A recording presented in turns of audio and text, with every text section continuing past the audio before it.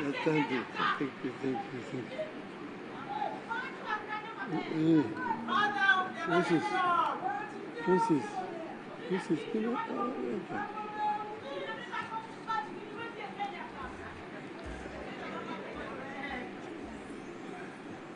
Asante.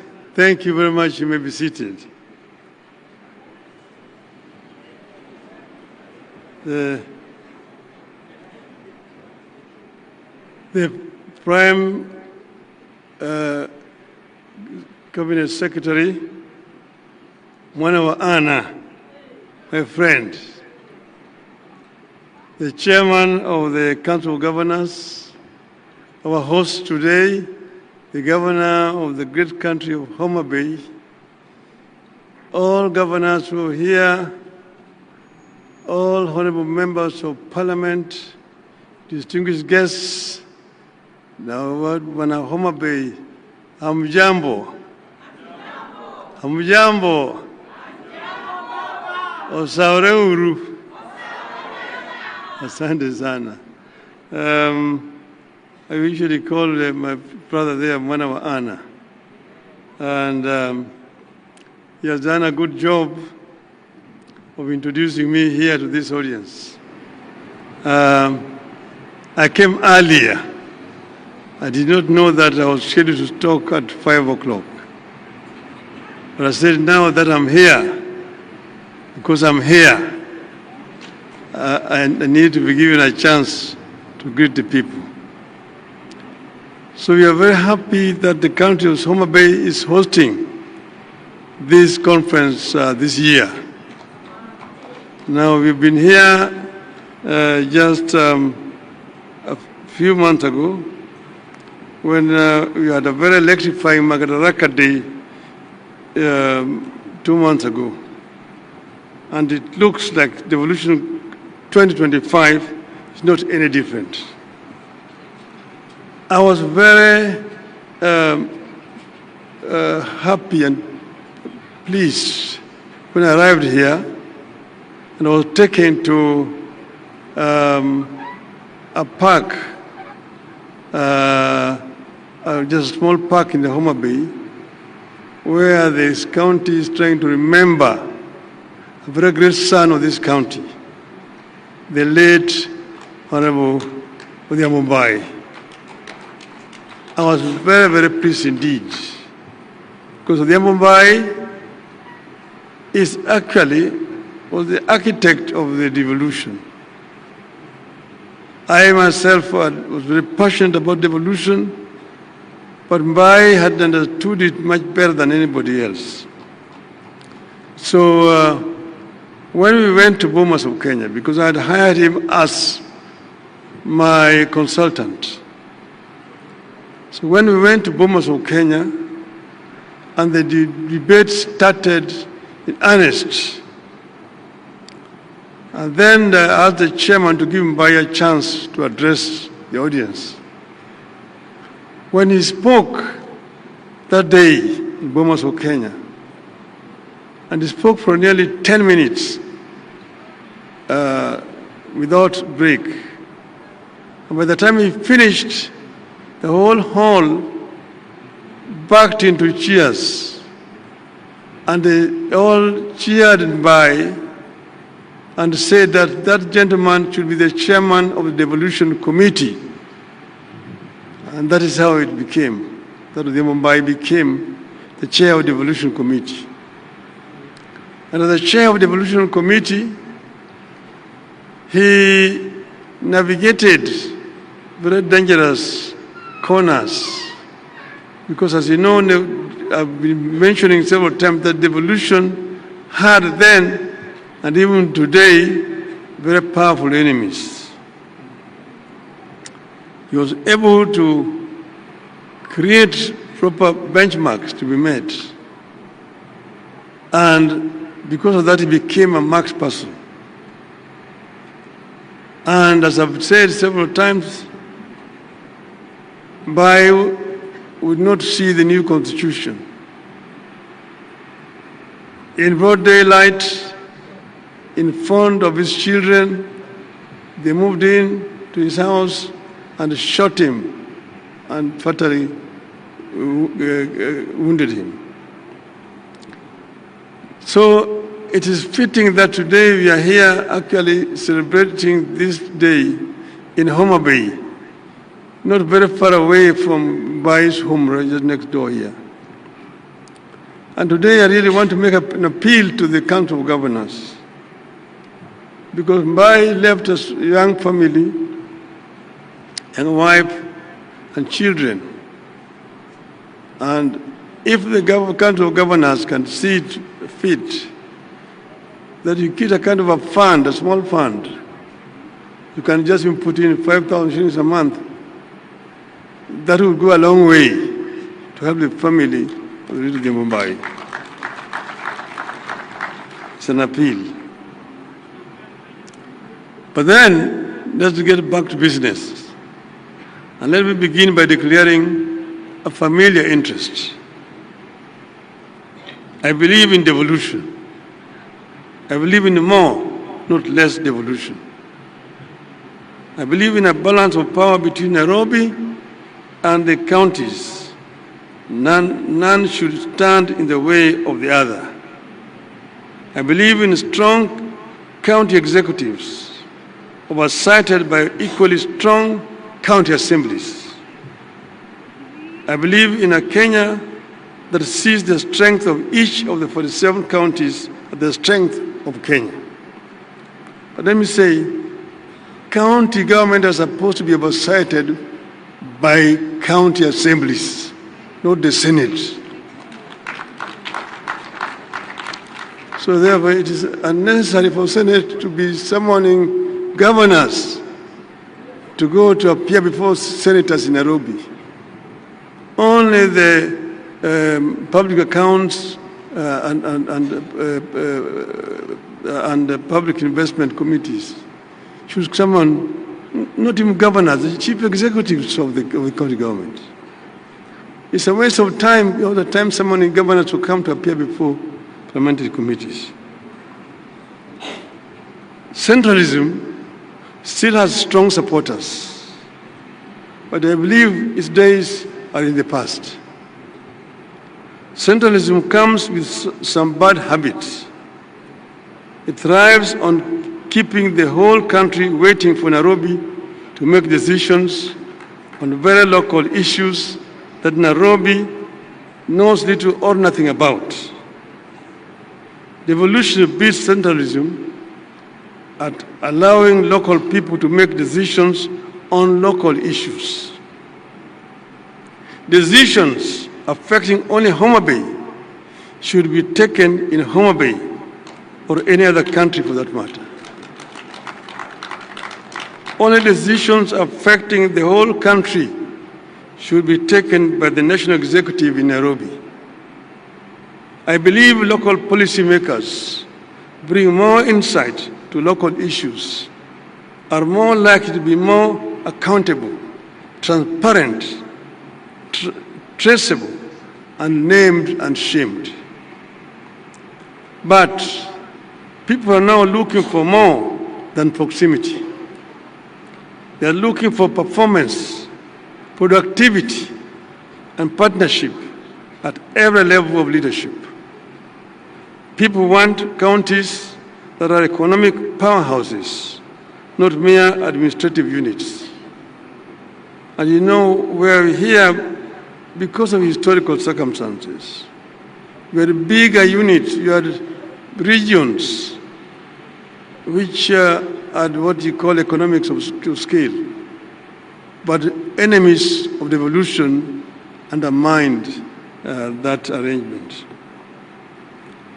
Our focus must now be on leveraging devolution to achieve increased productivity and delivery of efficient and quality of services. Devolution for the people, for prosperity. People need more integration and coordination, not just between the county and national government, but also between counties. We want to see Wajir, for instance, having more collaboration with Garissa or Machakos with Kajiado. and complement each other instead of competing for destruction.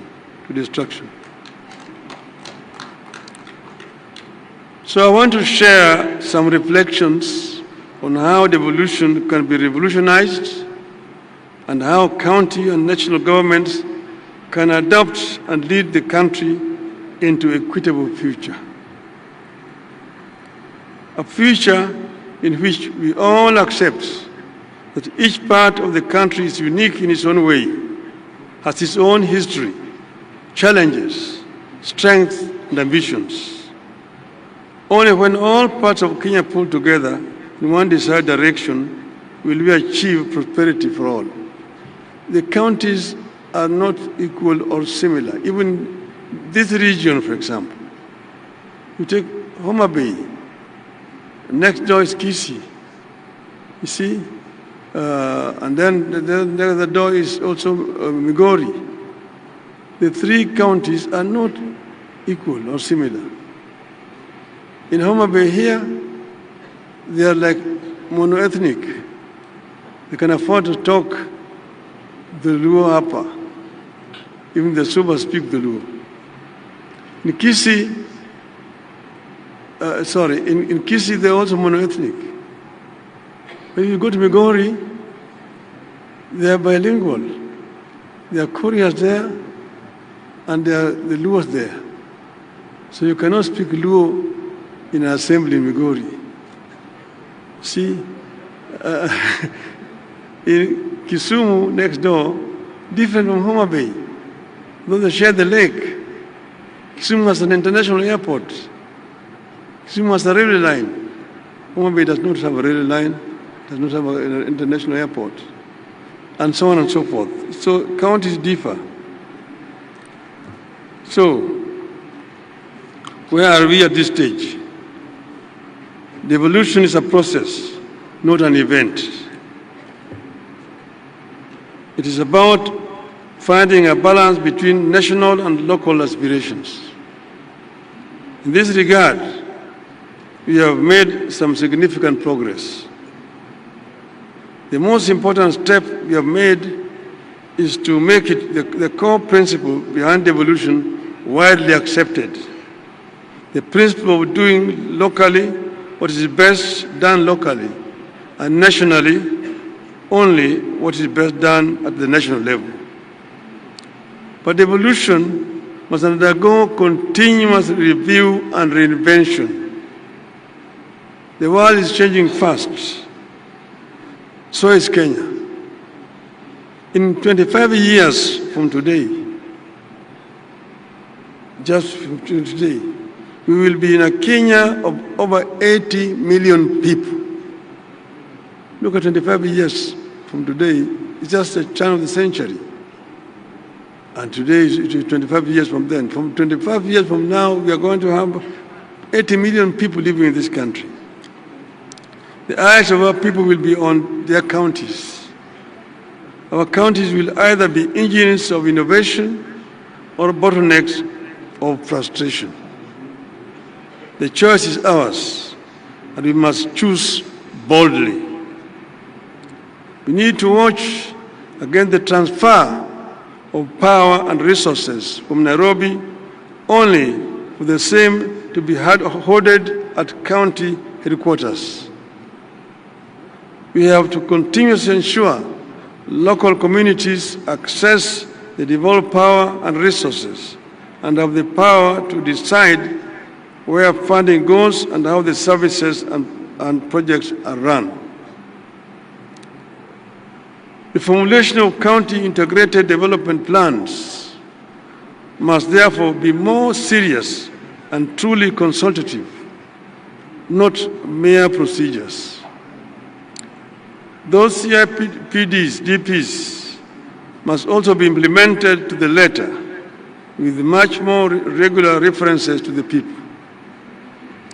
Needless to say, we have to cut the controlling hand of the national government.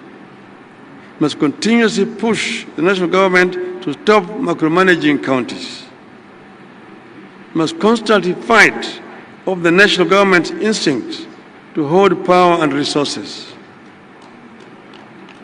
But let me be clear. References to national government's bad tendencies is not a call for a war between the two levels of government. In all evolved systems, getting money and power from either level is always a struggle. You have to treat the contest as an integral part of the strengthening of devolution and the reason for the two governments to build good faith.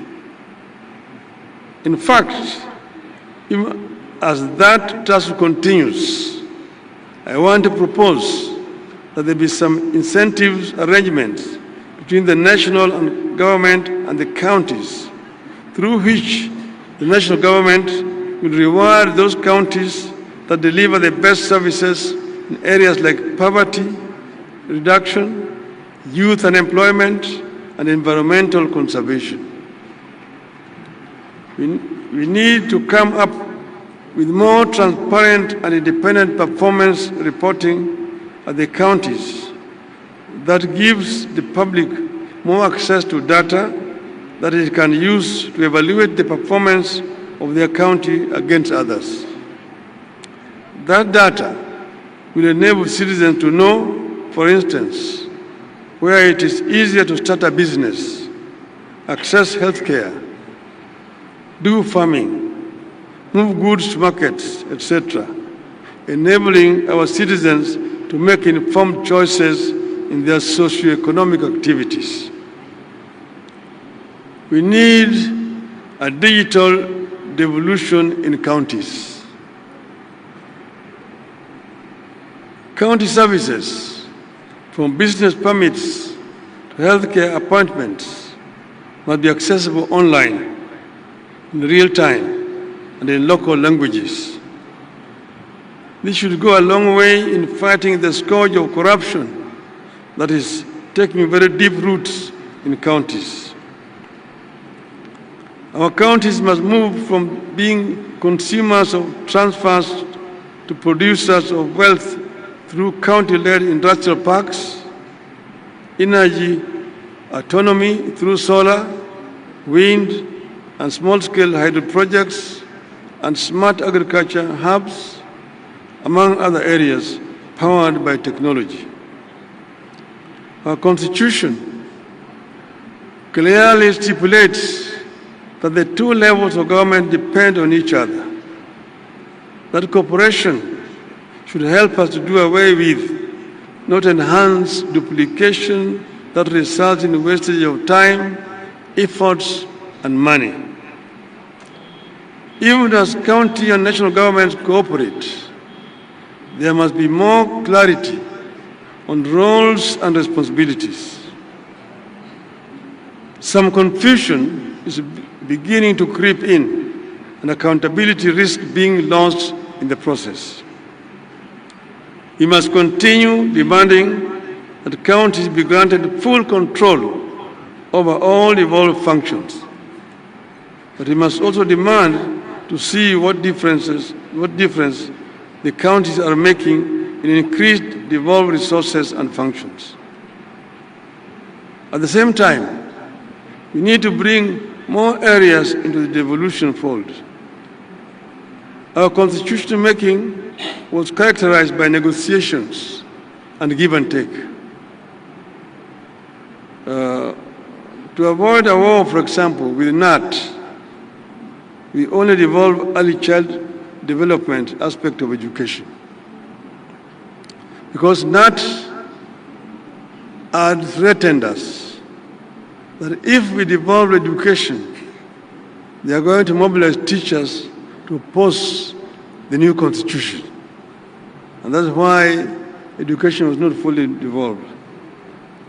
We must now break the cycle of managing our schools from far away in Nairobi. The time has come for Kenya to devolve education up to secondary school.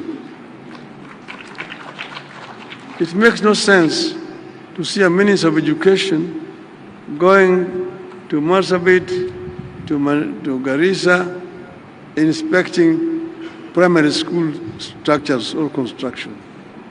It's a shame, because that is the work that should be done by the governor of the counties there. The time has come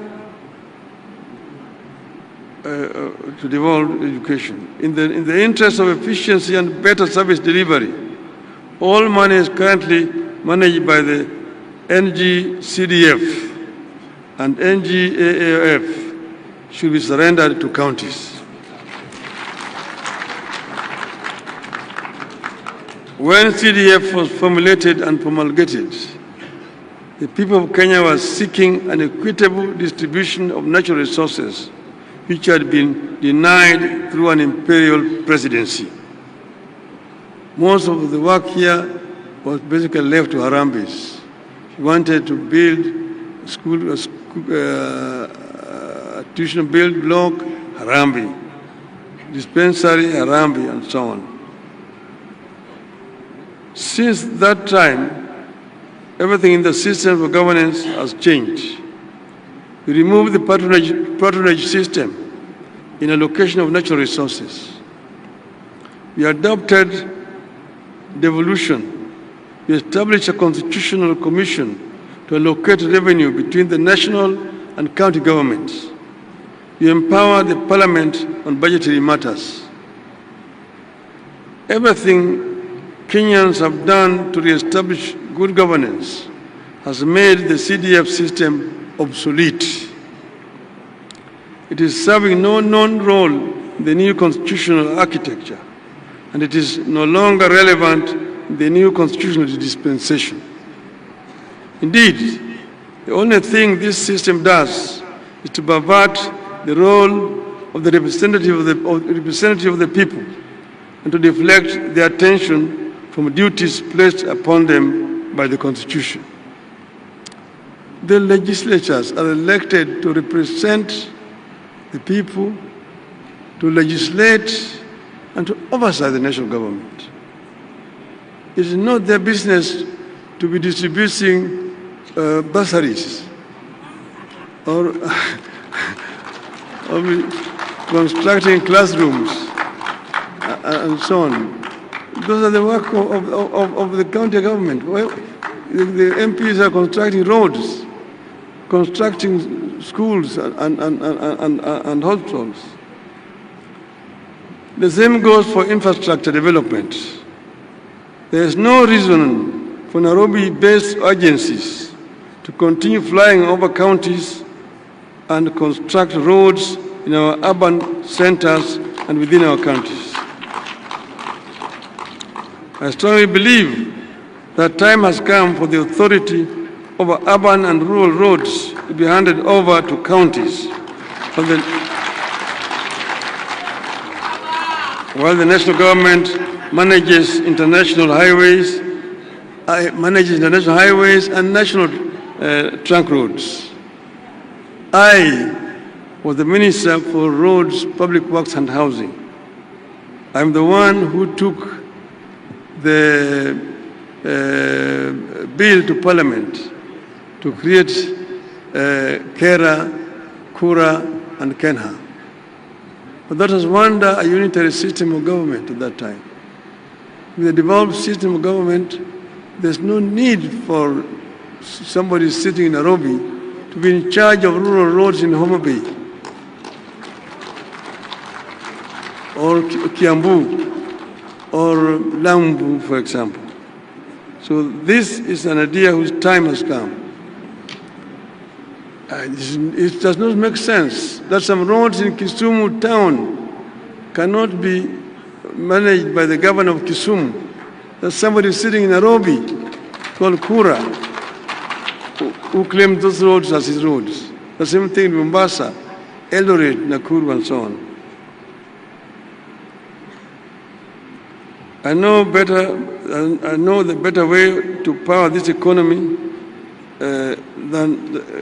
there's no better way to power this economy than to have major road construction works going on across all the 47 counties at the same time. I am well aware that some of these functions are currently not devolved and may require constitutional amendments to be transferred to counties. But through delegation of functions and legislation, we can get this work done and in the process take more power and resources and prosperity to the people. Finally, I want to address these two other issues. One, the governors have mentioned it, that governors serve the counties and they can serve 1 term, 2 terms. I've got a number of governors who have served 2 terms. In Parliament, we did an amendment so that any member of Parliament who serves 2 terms is automatically entitled to a pension. Why can we not do the same thing to the governors? A governor who has served 2 terms needs to be entitled automatically to a pension. So this is a recommendation that should come from Mutembei. And members of Parliament should seize this matter and go and move an amendment in Parliament. Okay? Second thing is issue of corruption.